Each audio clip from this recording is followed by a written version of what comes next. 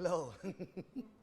Medyo magandang hapon sa inyo lahat. Luzon, Visayas, Mindanao. Today is Tuesday, April 6 na po. Aba, napakabilis. Enero, Pebrero, Marso, Abril na po. Diyos ko, halos more than, ano na tayo? 4 months na tayo, ha? Going 4 months na tayo. So, 4 na buwan na po ang nakakalipas. Ito pa rin ho tayo, may pagsubok pa rin. Tandaan nyo, ngayon pa rin, ECQ pa rin po tayo. Enhanced Community Quarantine tayo, extended for 1 weekend, starting kahapon po. O April 5 to 11, ang NCR, Bulacan, Cavite, Laguna at Rizal. At may curfew tayo ng 6 p.m. hanggang 5 a.m. Well, ganun talaga, kaya ako itong nire-remind sa inyo, para alam po niyan lahat. Alam lang natin, ito yung mga lugar po na naka-ECQ. Yung iba naman lugar na hindi po, mag-iingat din po tayong lahat. Ingatan lang natin ang ating mga mahal sa buhay, lalong-lalo na po ang buhay natin.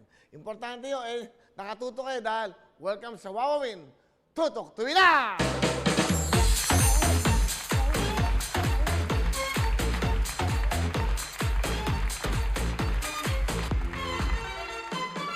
Yes, today is Tuesday, everything. Ulitin ko lang po, baka nakakalimutan nyo ang kalendaryo natin. Abril, sa na po ngayon.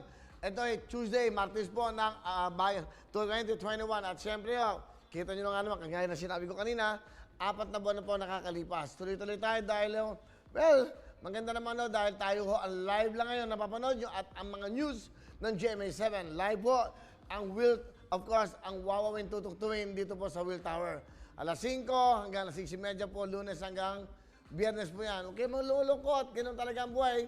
Lumaban tayo, labanan natin lahat yan, mga pagsubok na yan. Sama-sama tayo, susunod lang po tayo sa dapat natin sundin para kay maiwasan natin yung lungkot sa buhay.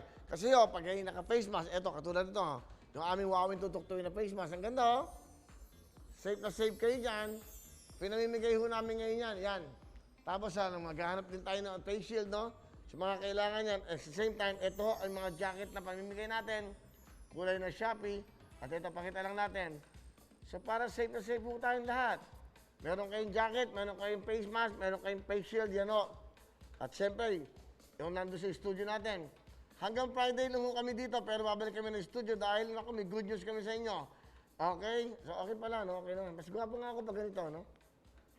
Ganito lang kaya ako lagi. Yan. Yan. So, ang good news kanina nakapag-meeting kami, of course, sa pamunuan, sinasabi natin ng mga boss po ng Shopee, dahil meron po silang, of course, regalo sa inyo. Babalik po ang Shopee sa Monday, April 12, 13, 14, at 15. Yung po ay Monday, Tuesday, Wednesday, Thursday, next week. Ha? At alam niyo bakit? Kasi yan po ang Payday of Cares. Yan po ang Shopee Payday Sale!